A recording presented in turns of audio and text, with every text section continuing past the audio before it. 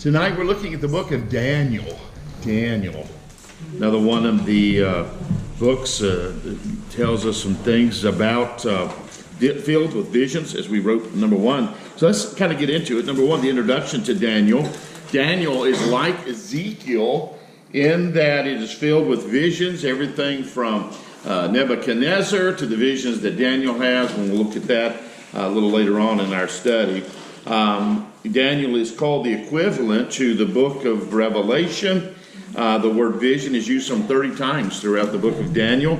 Ezekiel's visions had to do with the reason why Israel was going into captivity, the sin that was going on. Daniel's visions have to do with the latter years of captivity and also beyond that.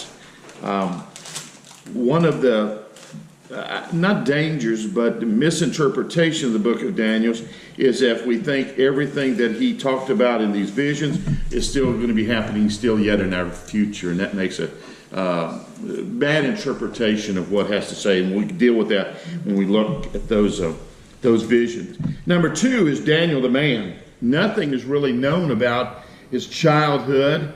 We see Daniel in chapter 1 when he was taken into captivity, probably around the middle teens, 14, 15, 16. Not an exact science, but we know he was a teenager that would go along with that.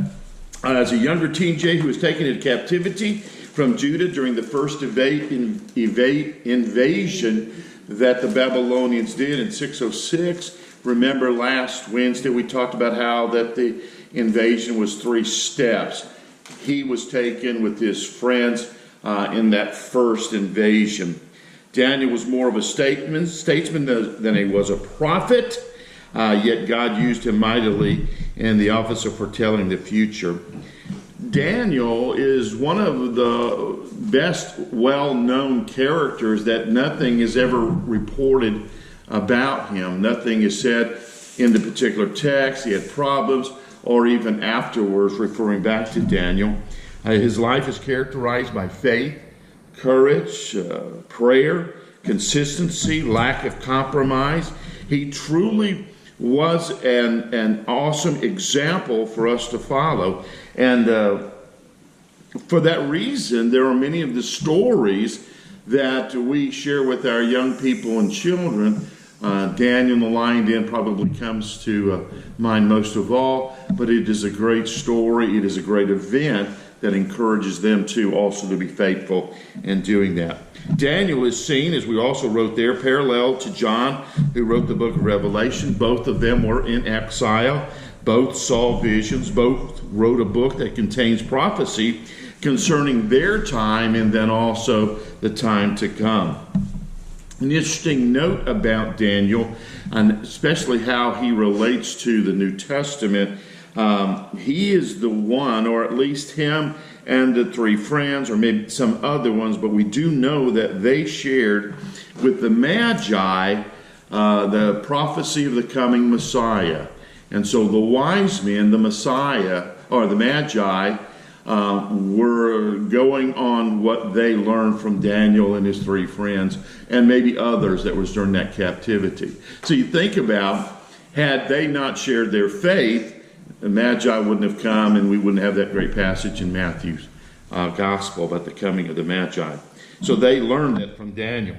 The purpose of the book of Daniel, number 3, is the book is intended to give us an account of the life of Daniel. It isn't really given the life of Daniel, nor of the conditions of captivity. It doesn't tell us a whole lot about that. He is taken during his early teens. We see him, especially when the Daniel in the Lion's Den, he is an aged man, possibly in his 70s and 80s. And so he has basically spent the totality of his life in captivity. So he doesn't give us a whole lot of information of what really happened, just some snippets, but these are important things about helping us to see how we can remain faithful. And it's an encouragement for us because we look at our life, where we are, and I know that we're somewhat in the Bible Belt, but we think about that we are really behind enemy lines. We are in the world, and we are doing all that we do really to people who would count us an enemy or count God as an enemy. Daniel is an encouragement because it helps us realize that we can be strong, even though we have to face the difficulties like he did. In fact, we did a series of messages on the first few chapters titled Standing Tall in a Short World. And if you remember that, it was a year or so ago, that came from these particular passages. Its purpose is to show how God providential guidance, his miraculous intervention, his foreknowledge, and his almighty power, the God of heaven controls and directs the forces of nature and the history of nations. Understand this, and you need to jot this down. Whenever you see apocalyptic literature, end times, God is in control. Whether it's Ezekiel, whether it's Daniel, whether it's some other thing, whether it's the book of Revelation, all of that is to prove that God is in control. He has a plan. Some of it seems scary to us, and the reason why it seems scary to us is because we really don't believe that God's in control. But God's telling us, hey, here's what's going to be happening, here's what's happening, here's what's going to happen, and you need to understand, I'm in control of all of these things. So, as followers of Christ, we ought to be more concerned about trusting him and being faithful to what he has called us to do. Brief outline, just two things, two sections of the book. Number one, or letter A, some historical events. Again, it's not giving us the total history of captivity, but it is taking some events that happened. Number two, God's prophetic plan for history. Starting in chapter 7 and chapter 12. These are the prophecies that we'll be looking at. And there are others that we will see as we go through some of these historical events. So let's look at some of those. Some historical events, chapter 1 through chapter 6. Letter A, Daniel and his friends are carried into exile. Chapter 1. They are carried into exile. Now, it's just more than, hey, they came, they took him, they're in exile. But it really was kind of their fashioning. What a foreign nation who was going to take people captive, bring them back to their place, or at least establish them as a government. What they would do is they would come in like they did, take these more prominent people, more educated or able to be educated, and they would train them. Basically, they would train them to be liaisons between the conquering nation, this time Babylon, and the people that were going to be coming, which we know Ezekiel in the 10,000s, that's going to come in the second wave to help them assimilate into now the Babylonian culture. And because of that, there were some things that they had to do. They gave them a different education. They taught them the principles of the Babylonian history and literature and all the culture that went along with that. They changed their diet. They changed how they lived, even changing their names. And so we see that there is this change. Daniel, his name means God is my judge or my protector. His name is changed Belteshazzar, which means may Baal protect my life. Derivative of what his name was, but also attributing it to Baal. Then we have the name of Hananiah. How many of you know who Hananiah was? Here's somewhat the problem, and we have it also in the text. They are part of the people, these are their Jewish names. We know them as Shadrach, Meshach, and Abednego. That is their Babylonian name. This is their Jewish name. Hananiah, which means Jehovah is gracious, was changed to Shadrach, which means command or of a coup. And a coup is a moon god that was worshipped in Babylon. Mishael means who is like God, who's changed to Meshach, which means who is like Aku, that moon god. And then Azariah means the Lord's help, or the Lord helps. His name was changed to Abednego, which means servant of Nebu. and Nebu was a son of Baal, part of that worship. And so they would change their name, changing their culture, changing their education. They also would change their dietary law. They were used to kosher. There were certain things that they could eat and could not eat. And Nebuchadnezzar says, give them all the king's delicacies and everything like that. And Daniel says, we don't want to defile ourselves. We are kosher. You let us eat these vegetables, and you come back and check on us and see how we are, and come to find out they were in better shape than the other captives who were there, who were eating of the king's menu. And so he says, okay, hey, you're doing good. I don't want Nebuchadnezzar getting on to me. You continue to do what you are doing. So they remained faithful to their God, even though they were taken into captivity. I wonder how many times we would go because things don't go right for us or the way that we think it should go, would want to give up on the church or give up on God himself. And so they do. Number 2, or letter B, is Nebuchadnezzar's first dream. His first dream. He has 2 of them that is recorded. It's chapter 2. Nebuchadnezzar has a dream that troubles him, but he can't remember the dream or won't remember the dream. So he calls all of his magicians, his counselors and such, not only to tell him what the dream is, and then also to give the interpretation to the dream. He says, if you don't do this, you're going to be cut into pieces, and we're going to make your house a garbage dump. It's going to be bad news for you.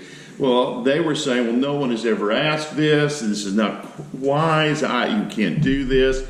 And finally, they found Daniel, and Daniel says, I can find the dream, interpret the dream, because God is the one who gave the dream. And so he interprets it, and he reveals what is going on. The dream is a great image, a gold head, a silver chest, arms, a brass belly, and thighs, iron legs, and iron mixed with clay feet. And these represent kingdoms of man that will come after him and after Nebuchadnezzar.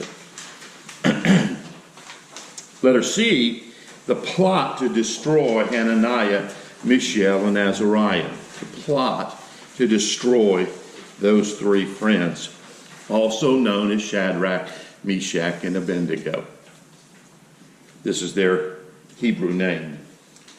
Nebuchadnezzar sets up an image of gold, 90 feet tall, 9 feet wide, and has made a decree that whenever the people would hear the music play, they would stop whatever they are doing, and they would worship the image. It is a plot to trap Hananiah, Mishael, and Azariah. They refuse to bow down to this idol. In fact, look what it says in chapter 3, verses 16 through 18. This is their response as they're brought before Nebuchadnezzar. Nebuchadnezzar says, I'll give you another time, one more time to adhere to this law. And they go in verse 16, Shadrach, Meshach, and Abednego answered and said to the king, O Nebuchadnezzar, we have no need to answer you in this matter. And it isn't saying that not answered, they don't have to wait to give them an answer to see if they're going to fall down and worship the idol.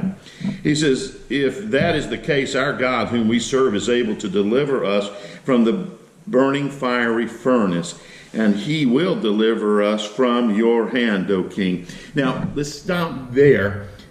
They do not have any message from God to say, okay, guys, you just trust me. I'll protect you. I'll provide for you. I'll do all of these things. You'll go into the fiery furnace, but you won't get burned. You just trust me. Nothing like that is said. They just said, hey, listen, our God is able to do that. And you just need to understand that we're not going to do that. And then it says, goes on, verse 18. But if not, how much faith do you and I really have? God is able, but if he doesn't rescue us, and we're delivered, and we have to go to the fiery furnace, he says, Let it be known to you, O king, that we do not serve your gods, nor will we worship the golden image which you have set up. They were saying that to the divine authority of the land at that particular time. One of the reasons why we look at Shadrach, Meshach, and Abednego, Hananiah, Azariah, and Mishael, and say, these are such faithful. By this time, they're in their 20s, but they stand up to the king, and they do not bow. They do not compromise. And so they are thrown into the fiery furnace. Nebuchadnezzar looks down, sees in the fire furnace not 3 but 4. They weren't killed, nor was even their hair singed. The ropes were burned off, but their clothes did not smell like smoke. God had protected them. We like the end of the story. We say, oh, that God would do that in our lives. Maybe it is that we don't do what they did at first. We're not going to compromise. We're not going to bow down. We are willing to die for our faith. Maybe that's the reason why we don't see God doing in our lives what we would like, or what we see that he's doing in other people's life. Just a little preaching point there. Anyway, letter D. Nebuchadnezzar's second dream. Chapter 4. His second dream. Nebuchadnezzar dreams of a great tree. An interpretation of the tree is that Nebuchadnezzar is that great tree. It will be cut down and he will be humiliated. Literally, he will be as the cattle eating grass, living outside. This will last until Nebuchadnezzar understands who God is and gives him glory. The text tells us that it happened for 7 years. We have no reason not to believe that that's what happens. That's what the text tells us. Letter E is Belshazzar. Now notice there's a difference between Daniel's Babylonian name, Belteshazzar, has a T in it. This is Belshazzar, and the handwriting on the wall, chapter 5. In fact, if you've ever wondered where the saying, handwriting on the wall, comes from, it comes from a biblical text. Belshazzar is made king in his father's place. He throws a party in which the utensils of the temples are called upon and drank from. These are the utensils of the Lord, stolen from the temple, and they are to be used only in the service of God. This is an act of defiling the Lord's utensils and receives a quick and immediate response, the handwriting on the wall. In fact, look, if you would, chapter 5, begin with verse 25. He says, and this is the inscription that was written, Mene, Mene, Tikle, Upharsin. This is the interpretation of each word. Mene, God has numbered your kingdom and finished it. Tikle, you have been weighed in the balance and found wanting. Peres, your kingdom has been divided and given to the Medes and the Persians. Again, this is a vision they see, but it is now going to be divided. The kingdom of Babylon, as we wrote there, is now divided between the Medes and the Persians. And we're going to see a little bit more of that when we get into some of the other vision. And then letter F is a plot to destroy Daniel. This is Daniel in the lion's den. He is now in his 70s, 80s. We don't exactly know, but he is an older man. Again, for those of us who have some age, really, this book is such an encouragement, not only to the young people, and don't change your name and your education. You study and you be faithful to God. And the 20-somethings, there is the Shadrach, Meshach, and Abednego, the golden idol. Now we have older people, and here he is, an older man, still being faithful to God. He spent basically the majority of his life in captivity, and yet he is still faithful to doing what God wants him to do. The people, part of the government under Nebuchadnezzar, the Medes and the Persians, they basically want to get Daniel out of the way. And so they realize they cannot attack him on his integrity. He does everything up and up.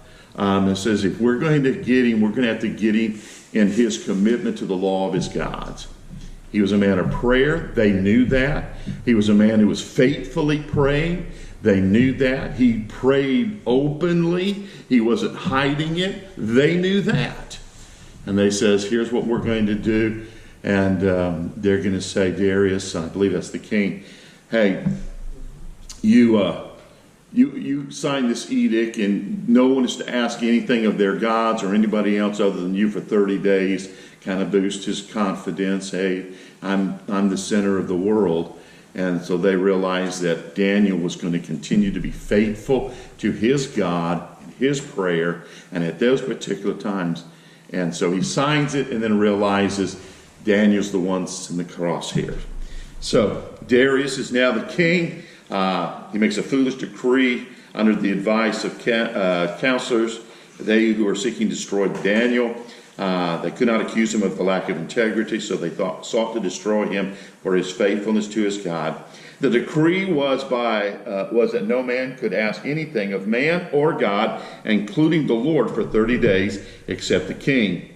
Punishment for breaking the decree was to be put in the lion's den.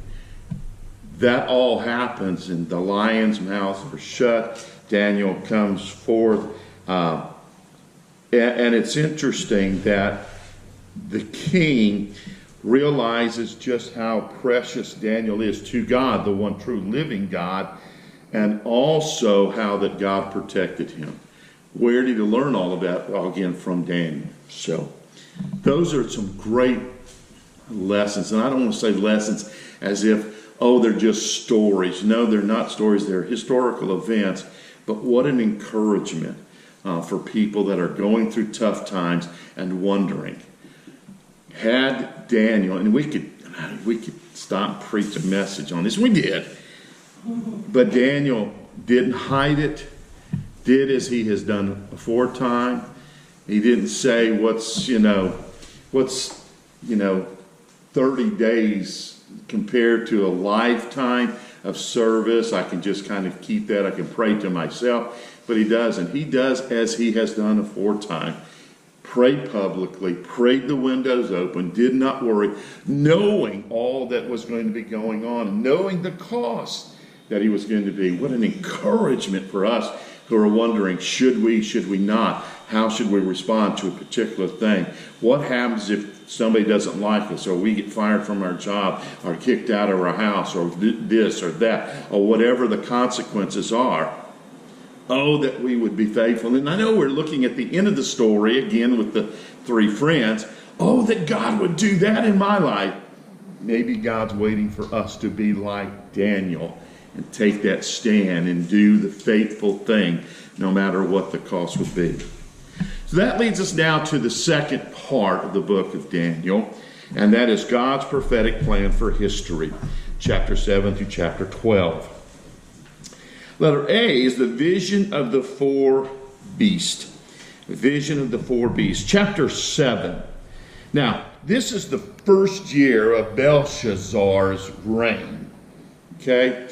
So we're going to tell you kind of when the time is, because the next vision is going to be some 3 or 4 years after this.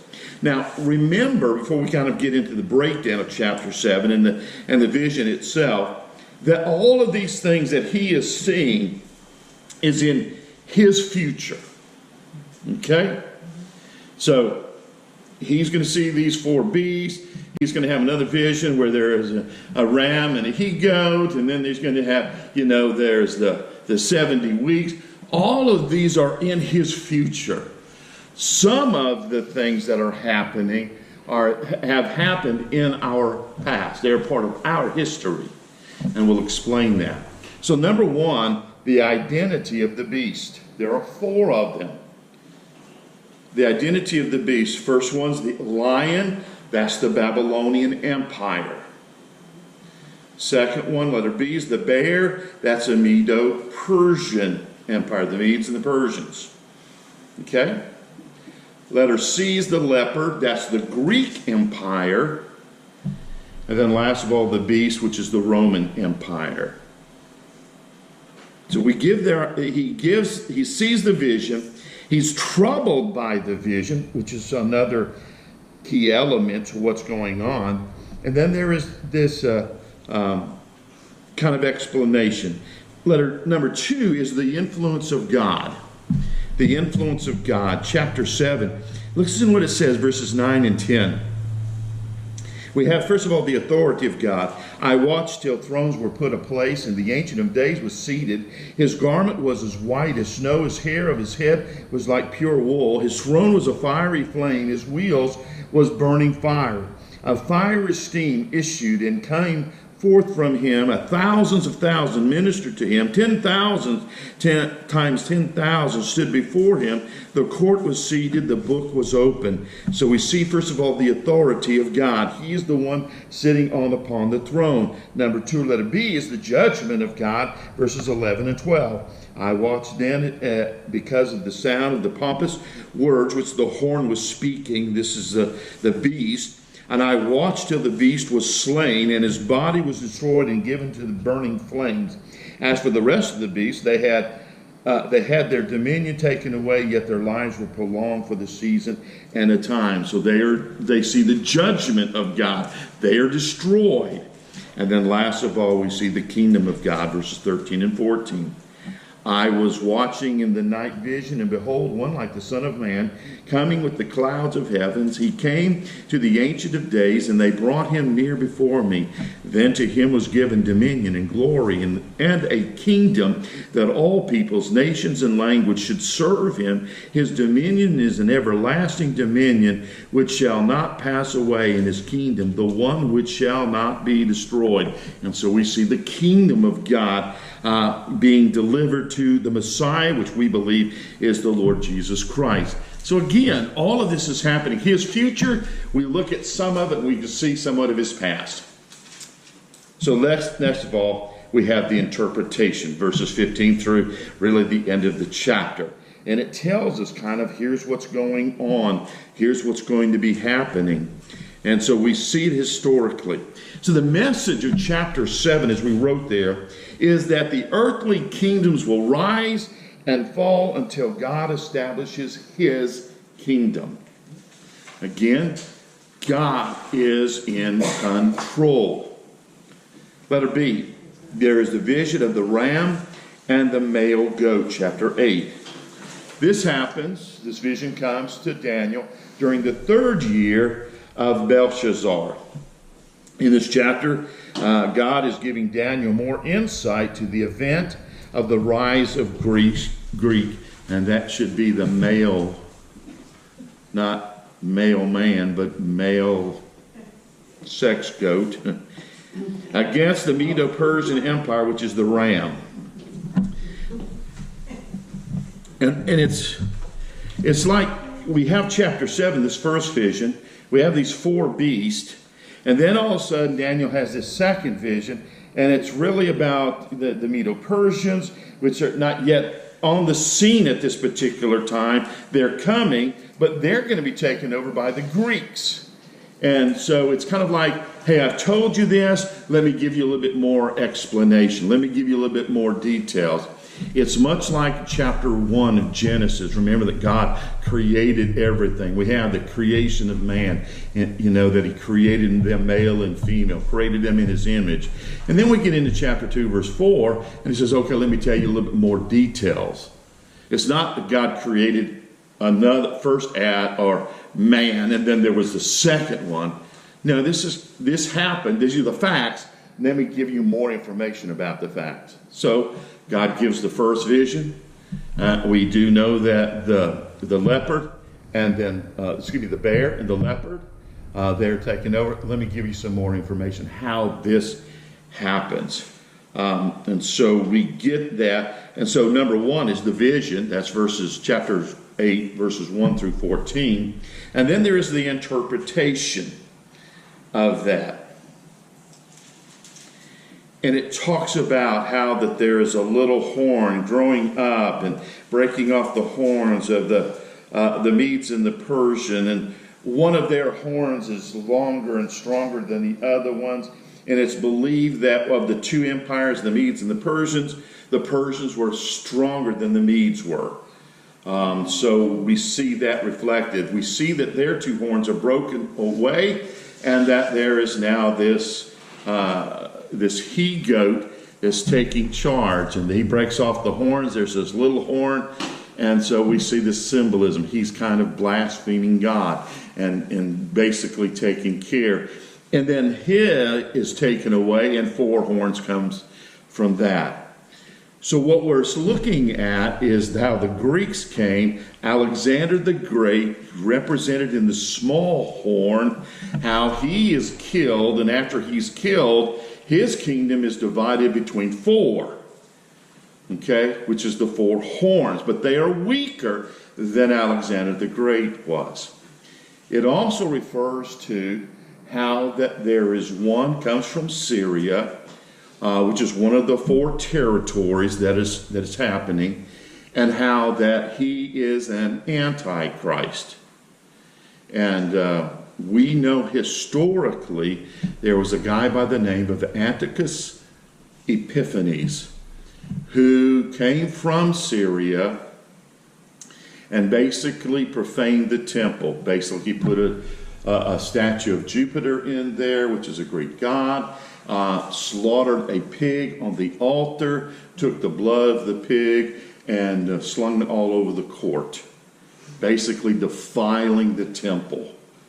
And so it wasn't really, and this is give you some historical things, how this ties into what's going to be happening in the future. It wasn't until a guy by the name of Maccabee, who was a Jewish patriot, came in and basically cleansed the temple, the Maccabean rulers. And you'll hear a little bit more about this when we get into what's called the intertestamental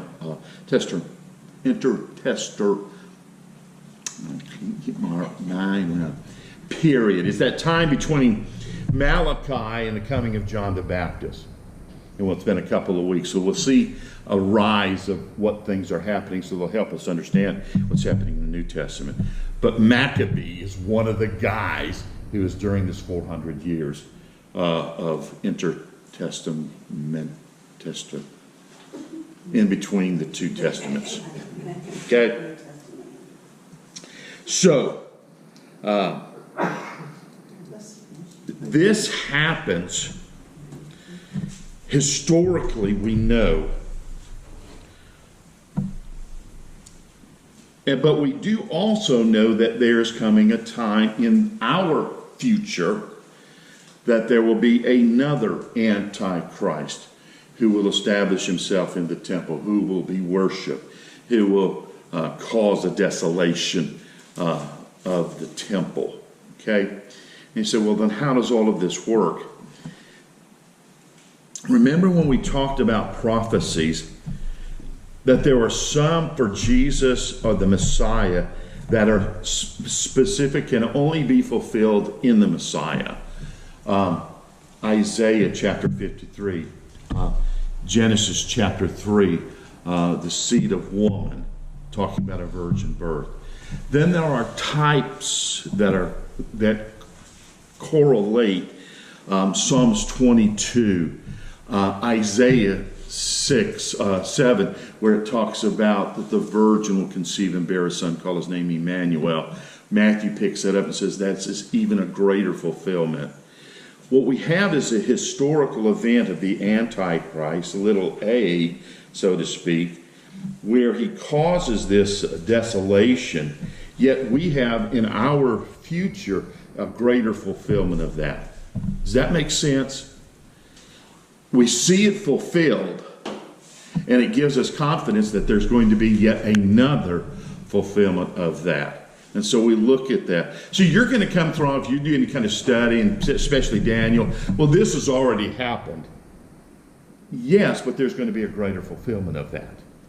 Same way that, remember, out of Egypt have I called my son. Matthew picks that up and says this refers also to Jesus, as Joseph takes the child and his mother into Egypt and calls them back after Herod dies. So out of Egypt I have called my son. We know that happened also at the Exodus, led by Moses, but even a greater fulfillment found in Jesus. Again, that's the issue of prophecy. So there is this that goes on. So he is foretelling an example. This happened, but it's leading into a greater fulfillment in our future. Letter C. The vision of the 70 weeks.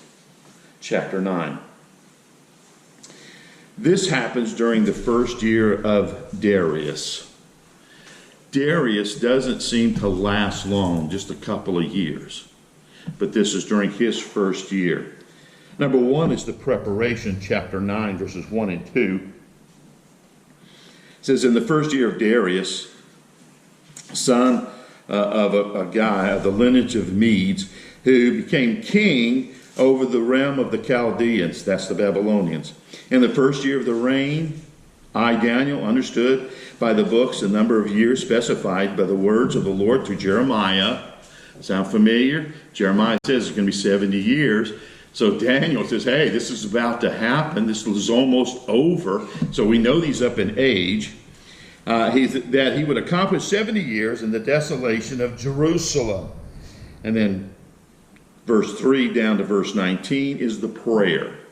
So Daniel basically is reading in Jeremiah and says it's 70 years.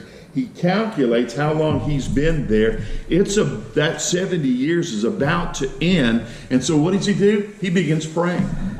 He confesses his sin. He confesses the sins of his people. I mean, he's saying, God, you were right, and this is all happening because you were just, and our people were wrong, our forefathers.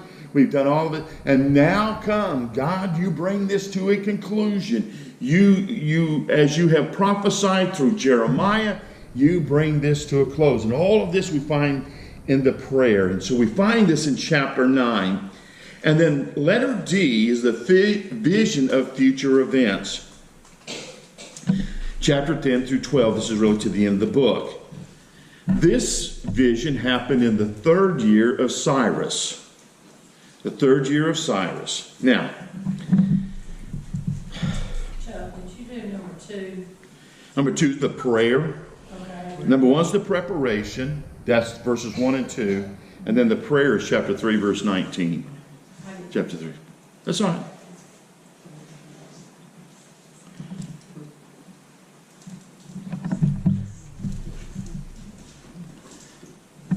It is easy for us, when we look at prophecy, to look back historically. How can I explain this? Remember, all of these visions, chapter 7 and on, including chapters 10 through 12, are all future for Daniel. There are things that haven't happened yet. Okay? We, from our perspective, we have some of the things that have happened historically. We can look at the 4 kingdoms, empires, the Babylonians, the Medes and the Persians, the Greek, Roman. We can see how that has happened. We can even see the ram and the he-goat, how that taken care of, and Alexander the Great. And we can see historically where God was prophesying all of these events. Okay? But when it comes to chapter 10, really talking about future events, it becomes difficult. And I'm not here going to give you everything, and this means that, and that means... And I think there's a danger there, that there are so many times what we do is we look at things that have not yet happened, and we then begin to put our interpretation according to things that we've experienced, the things that we know. And we begin to plug it in and say, well, this is going to happen, and that's going to happen, and then this, and then that, and here it is. We've got it all laid out. Okay? Just to remind you, when you go through and read this, and if you've ever read it, when Daniel received these visions, even the ones we know historically that are accurate, he was troubled by them. He didn't go, "Ooh, thank you, Lord. I know what's going to happen in the future. Let me write a book. And let me tell you what's going to happen, and who's going to come, and what's going to happen, and this is going to, and there's this guy by the name of Alexander the Great, and he's going to do." He doesn't say any of that. He's troubled by it. In fact, you're going to read, he is sick in bed because of all these visions and him not having the ability to understand it. So I think there is a danger, and I'm kind of taking a step back from prophecy. I think there's a danger when we begin to say, this means this means that, those things, here's how it's going to all work out. How many were there when Jesus came first? It was prophesied. I mean, remember when the Magi came in, they were looking for the newborn king of the Jews, and they said, yeah, it's written in it's going to be in Bethlehem. They didn't go looking. So I think there's a danger when we start talking about all of these Left Behind series, and I've got these, and here's the map, and is Jesus coming back? Yes. How it all works out, I don't think there is anyone that really can be sure. Thank you. We're not supposed to, and we're going to talk about that. So, let me give you just kind of an example. Remember when you were a kid, and I know we're at different ages, doesn't make any difference. You remember when you were a kid. Did you know anything about cable TV? No. What about the internet? What about cell phones? What about 9/11? What about COVID? See, there are so much things that we can look at now and go, man, I never imagined that. I never would have dreamed about that. And yet we've experienced it.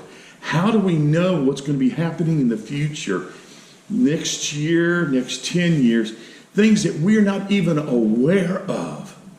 Yet God has orchestrated and put into plan, work His purpose that we would have never, ever interpreted that way. You see, I've sat under pastors and preachers who've looked at this and talked about how that the bear is Russia and and the leopard's this and this is still yet to come. No. We know historically these things have happened. So the question then comes, well, then why does God give us prophecy? I believe so that when we see them being fulfilled, God is true. God is faithful. Yes, God had this all the way worked out. Gives us confidence in the Word of God. I don't know how it's going to work out to the end, but I know that it is going to. So am I going to give you kind of an outline and this happens? I don't know. Okay? I could give you somebody else's interpretation of what things go on, 70 weeks, and what's happening, the parentheses, how the church age, and then there's going to be 7 years and 3.5 years, and I can give you all of that. Is that how it's going to go? I don't know.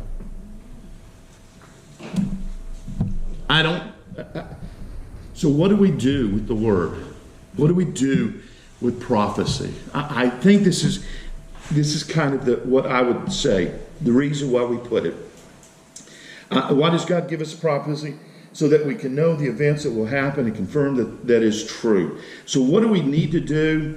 We need to hold on to what we know. You see, there is already so much that we know. We'll tell you, does God want us to go and make disciples? Yes. Then that's what we ought to be doing. Does God want us to forgive our enemies? Yes, that's what we need to be doing. Does God want us to love God supremely with all our heart, soul, strength, mind, everything? Yes. To love our neighbor as ourselves. You see, my problem is not that I don't have it figured out what's going to happen next. My problem is all this stuff that I know and understand that I find myself not doing. So hold on to what you know. The truths of God's word. Second of all, yield the warning that God is giving us. I'm in control. Is there going to be difficult times? Yes. Trust me. Continue to be faithful to me. That's the reason why I think we have the first part of the book. The 3 friends in the lion's den. So that we will trust God when things don't always work out the way that we think. So, Reason why we cannot and will not be able to correctly describe the end is because they are sealed. Look what it says, chapter 12, the last chapter of the book, verses 8 and 9. He says, although I heard, I did not understand. Then I said, my Lord, what shall be the end of these things? And he said, go your way, Daniel, for the words are closed up and sealed till the time of the end. Many shall be purified, made white and refined, but the wicked shall do wickedly, and none of the wicked shall understand, but the wise shall have understanding. And so we are given this understanding that we do not know everything that's going on. In Acts chapter 1, verses 6 through 8, after the resurrection of Jesus, therefore, when they, that being the disciples, had come together, they asked him, that's Jesus, saying, Lord, will you at this time restore the kingdom of Israel? And he said to them, it is not for you to know the times or season which the Father has put in his own authority, but you shall receive power when the Holy Spirit has come upon you, and you shall be witnesses to me in Jerusalem and all Judea and Samaria and to the end of the earth. So here Jesus is saying the same thing. It's not for you to know when, but this is what you are to be doing. Be busy. So the conclusion, the book of Daniel is a profound source of inspiration and hope, emphasizing trust in God through trials and the assurance of his ultimate victory.